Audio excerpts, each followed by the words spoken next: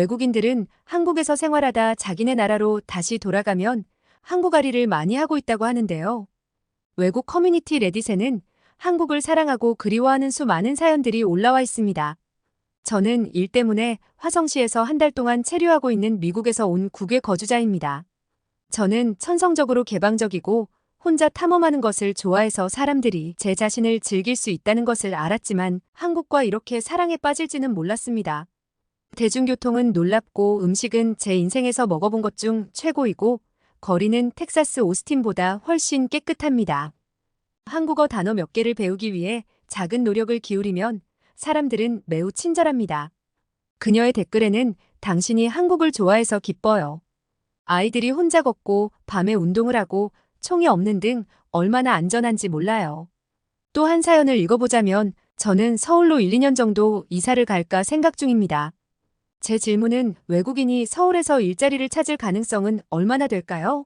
저는 많은 사람들이 영어를 가르친다는 것을 알고 있는데 이것은 제가 마지막 수단으로 생각할 수 있는 것입니다.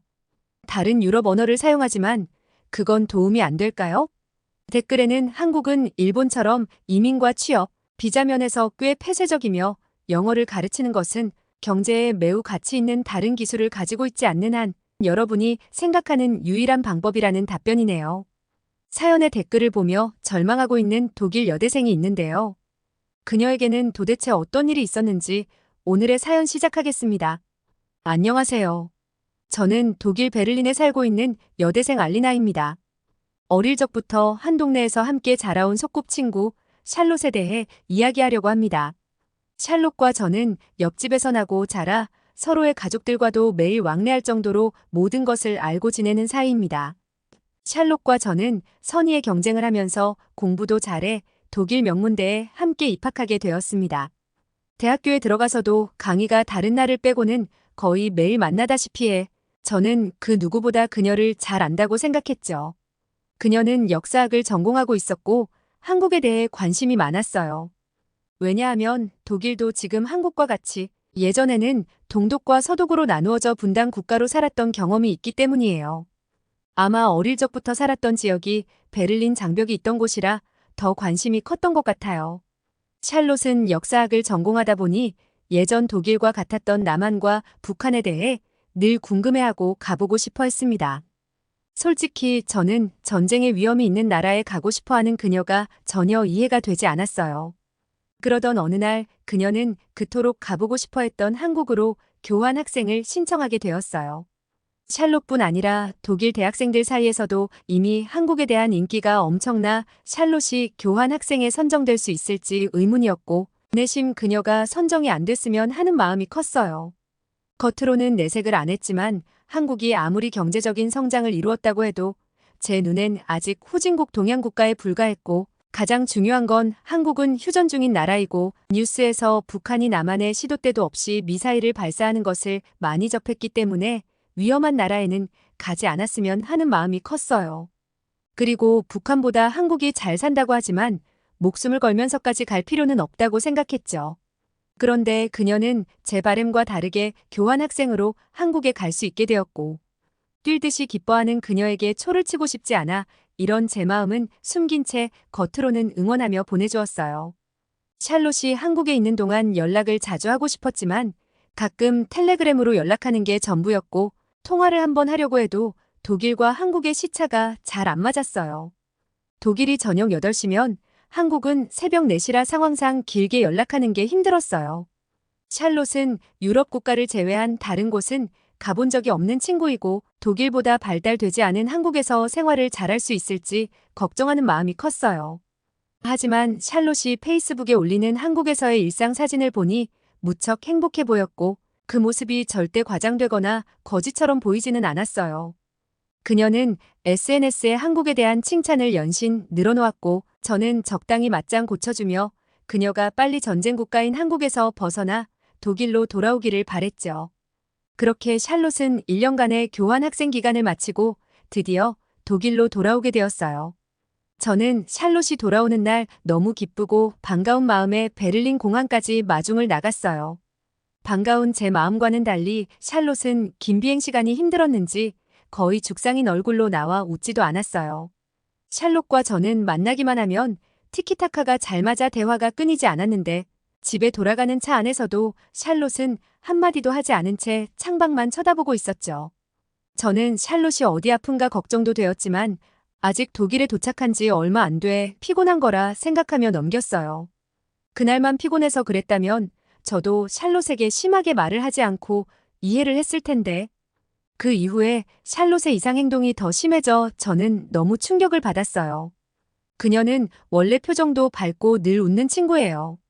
하도 수다스러운 그녀와 있을 때면 잠시 말을 쉬어보라고 조언할 정도로 그녀는 말이 많고 비타민 같은 친구였어요. 그런데 한국에서 돌아온 후 제가 만나자고 해도 거절하며 계속 집에만 있으려고 하는 거죠. 처음에는 한국에서 온 지 얼마 되지 않아 피곤하고 독일 생활에 적응하는데 시간이 열리나 보다 했어요. 그런데 한국에서의 일상은 SNS에 그렇게 올려대며 자랑하고 에너지가 넘쳐 보였던 그녀가 SNS 활동도 멈춘 채 우울증 환자처럼 집에만 있었어요. 심지어 독일에 오게 되면 한국에서 신기했던 물건과 맛있는 간식을 사와 선물로 준다고 하더니 선물은커녕 얼굴을 코빼기도 비춰주지 않았어요. 저는 서운한 마음이 커져만 갔고 나중에는 저에게 화난 일이 있었던 건가 온갖 추측이 난무한 채 시간이 흐르고 있었어요. 그러던 어느 날 샬롯의 엄마가 저에게 다급하게 울면서 전화를 하시더라고요. 알리나 제발 우리 샬롯의 마음 좀 되돌려줘. 샬롯이 정말 이상해. 한국 때문에 우울증에 걸린 것 같아라며 저에게 집으로 와보라고 하는 것이었죠. 샬롯의 엄마에게 들은 내용은 충격적이었습니다.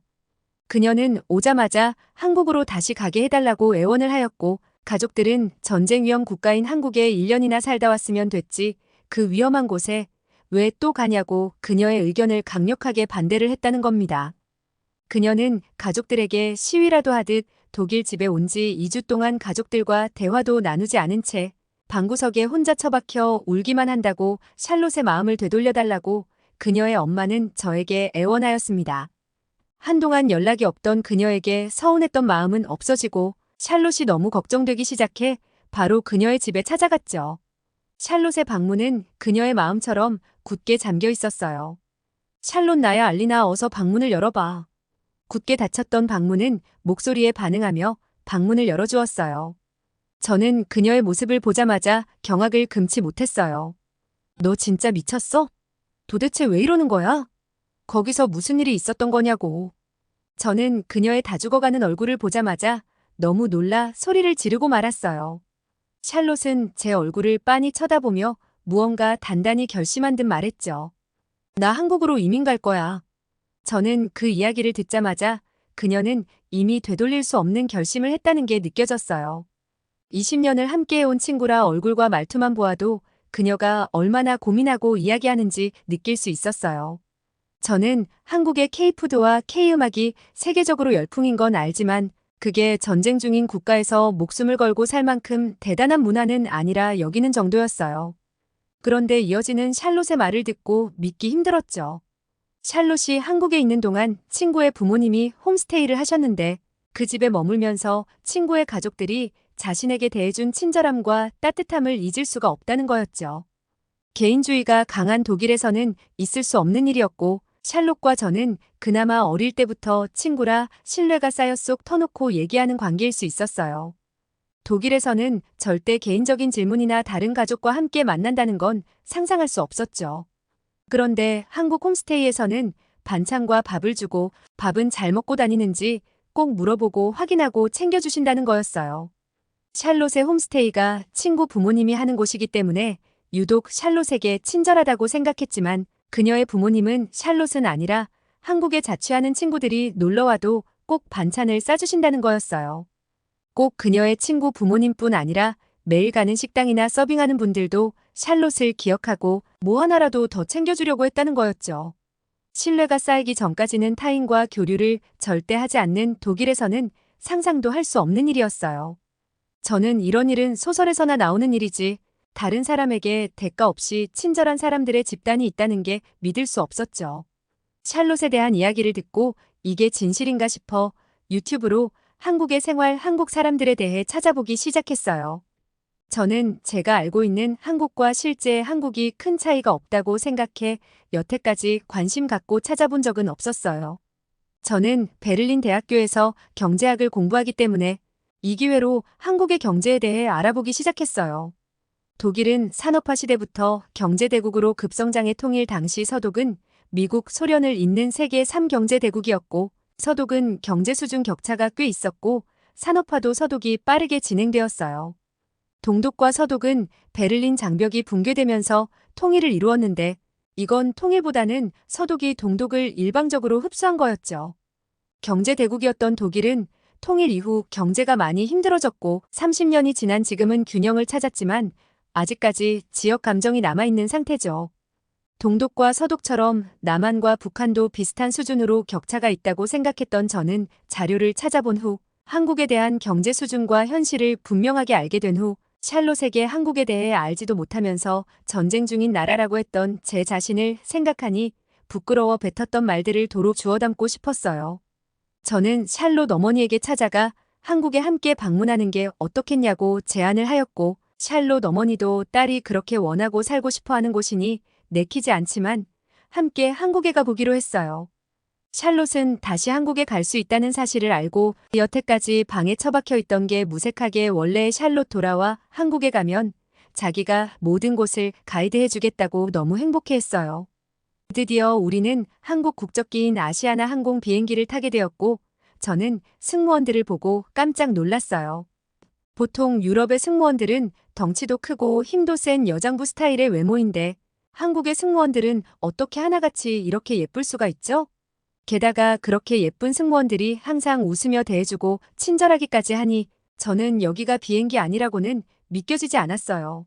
샬롯이 말한 한국인들의 친절함이 이런 거였을까요? 10시간의 비행 끝에 인천공항에 도착했고 휴전 중인 나라라고만 생각했던 인천공항은 미래의 도시처럼 으리으리하고 최첨단의 깨끗한 공항이었어요. 샬롯은 공항에 도착하자마자 핸드폰을 켜고 누군가의 연락을 기다리는 것 같았어요. 다른 나라에 있어 인터넷이 되지 않는데 왜 핸드폰을 저렇게 보나 의아했는데 알고 보니 한국에서는 와이파이가 공항에서 바로 연결되더라고요. 독일이었으면 인터넷 연결이 안 됐을 텐데 인터넷 속도도 빠르고 AI 안내 로봇까지 있는 인천공항에 너무 놀랐어요. 샬롯은 한국 친구들에게 연락해 출국장에 도착했다고 알렸고 지수라는 샬롯의 한국 친구가 마중 나왔어요. 그녀마저도 미소가 따뜻했고 오자마자 불편한 곳은 없었냐며 세심하게 챙겨주는 모습에 감동받았어요. 우리는 인천공항에서 연결된 지하철을 타고 지수의 집 근처인 서울역으로 이동하였어요. 공항에서 도심까지 지하철로 이동할 수 있다는 것만으로도 놀라웠지만 저는 무거운 짐을 가지고 하염없이 열차를 기다려야 하는 거 아닌가 걱정이 되기도 했어요. 그런데 한국의 열차는 정해진 시간에 1분의 오차 없이 오더라고요. 솔직히 시간을 보고 너무 소름 끼쳤어요. 독일은 정각에 시간을 지키는 일이 드물고 허구한 날 파업 때문에 취소되고 날씨가 조금만 안 좋아도 연착되기 때문이에요. 게다가 한국의 열차 안에는 쓰레기 하나 없이 너무 깨끗했어요. 샬롯이 말한 한국인들의 시민의식이 하나씩 체감되기 시작하는 순간이었죠. 한국의 모든 곳은 최첨단인지 움직이는 열차에서조차 인터넷이 잘 돼 다들 핸드폰으로 영상을 보고 있는데 영상에 끊김없이 자유롭게 보고 있더라고요. 이게 말이 되는 일인가요? 독일뿐 아니라 유럽의 여러 국가를 다녔지만 이렇게 인터넷이 잘 터지고 빠른 곳은 없었는데 괜히 IT 강국이라는 수식어가 붙는 게 아니더라고요. 열차에서 내린 후 저는 배가 너무 아파 화장실을 찾았어요. 한국 돈으로 동전 환전은 하지 못해 지수에게 동전이 있냐고 물었고 유료 화장실 위치를 알려달라고 했더니 못 알아듣는 듯 갸우뚱하는 거죠. 옆에 있던 샬롯은 저에게 놀라지 말라는 듯 웃으며 한국의 화장실은 유료가 없다며 전부 공짜라고 하는 거예요. 저는 믿을 수 없었지만 일단 배가 아프니 안내해주는 화장실로 달려갔어요. 많은 사람들이 이용하는 열차의 화장실이 너무 깨끗해 저는 신발을 벗어야 하나 착각할 정도였는데 이런 화장실이 공짜라니 충격의 연속이었어요. 지수의 집에 가는 길에는 사람들이 많이 다녔지만 신기하게 길에서 담배를 피는 사람들이 보이지 않더라고요. 독일은 길에서는 물론이고 카페에서 아기 엄마가 아기를 데리고 담배를 피기도 하고 레스토랑 테라스에서도 많이 피어 어떤 때는 야외 레스토랑에서 밥을 먹을 때 담배 연기가 심해 역겨울 정도거든요. 하지만 지수의 집으로 가는 동안 길에서 담배 피는 사람들은 단 한 명도 보지 못했어요.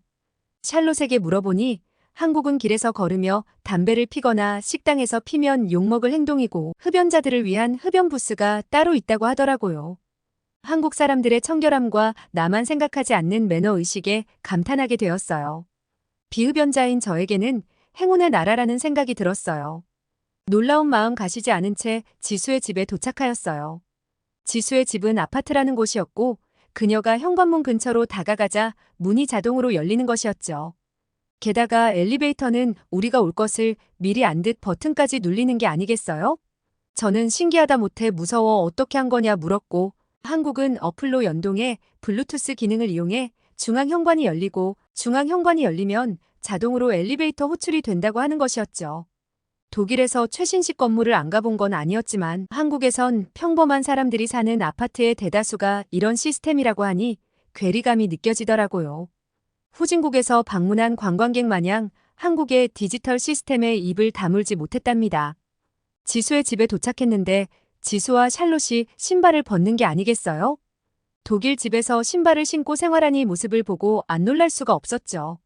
근데 맨발에 닿은 바닥은 온기가 가득했고 저는 차가운 발을 스파에 담근 것처럼 녹일 수 있었어요.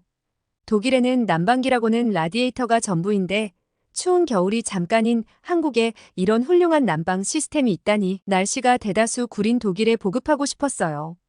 가뜩이나 요즘 러시아가 가스 공급을 끊어 여러모로 힘든 겨울이었는데 샬롯이 당장 한국에 가고 싶어 하는 게 100번 이해가 됐습니다.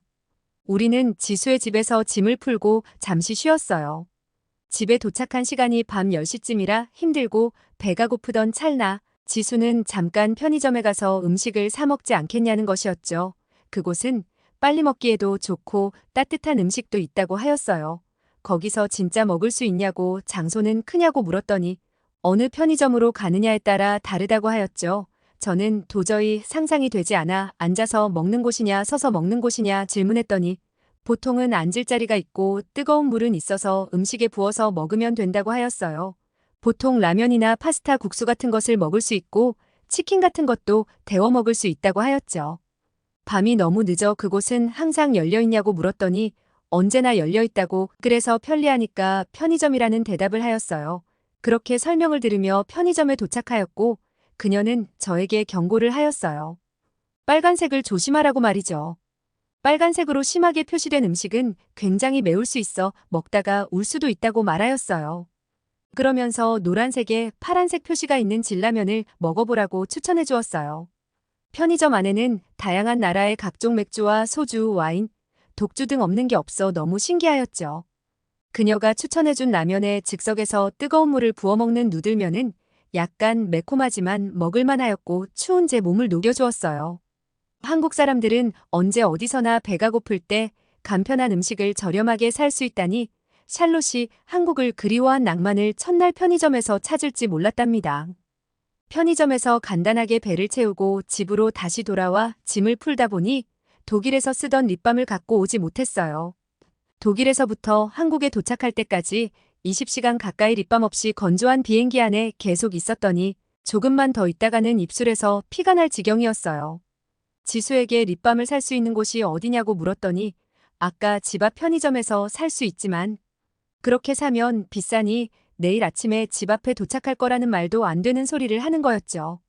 그녀는 내일 새벽 도착 보장 로켓 배송이라는 얘기만 하며 편안히 쉬라고만 말해주더라고요. 믿기지 않게도 바로 다음날 지수네 집 앞에 도착하였고 저는 정말 오마이갓 몇 번이나 외쳤는지 모릅니다. 독일이었다면 직접 만들어 쓰는 게 빠를 정도로 배송이 느릴 텐데 인터넷뿐만 아니라 한국 사람들의 빠른 서비스 속도에 이게 현실인지 믿기 힘들었답니다. 저와 샬롯의 어머니는 도착 첫날 샬롯의 이민을 결정한 이유를 깨닫고 더 이상 그녀를 설득할 그 어떤 말도 이어갈 수 없었어요. 그리고 중요한 건 샬롯보다 제가 더 한국에 빠져 계속 머무르고 싶어 하였다는 거죠. 이외에도 한국에서 지내는 동안 한국 음식과 대중교통, 그리고 무엇보다 물건을 아무 곳에나 놓아도 안전한 치안, 화려한 밤거리 속 안전한 유흥문화에 반할 수밖에 없었답니다. 아이러니하게도 전쟁과 분단 국가라고만 여기며 한국을 무시했던 제가 한국에 살고 싶어 하는 사람이 되었어요. 근데 교환학생은 이미 작년에 신청 기간이 지나 물 건너갔고 한국에 와서 당분간 1, 2년간 지내기 위해 방법을 찾으려고 여러 가지 탐색을 해보아도 뾰족한 수가 없더라고요. 그래서 레딧 커뮤니티에 한국에 살 방법을 물었더니 한국은 일본처럼 이민과 취업, 비자 면에서 꽤 폐쇄적이며 영어를 가르치는 것은 경제에 매우 가치 있는 다른 기술을 가지고 있지 않는 한 제가 알고 있는 방법뿐이라는 거였죠. 영어를 아예 못하는 건 아니지만 정말 이 방법밖에 없는지 궁금하네요. 한국을 사랑한 나머지 한국에서 살고 싶은 마음이 절실한 독일 여대생의 사연 어떻게 들으셨나요? 독일 여대생이 한국에 1, 2년 정도 거주할 수 있는 방법을 아는 분들은 댓글로 남겨주시면 그녀에게 도움이 될 것 같네요. 오늘의 사연이 마음에 들었다면 구독과 좋아요 눌러주세요.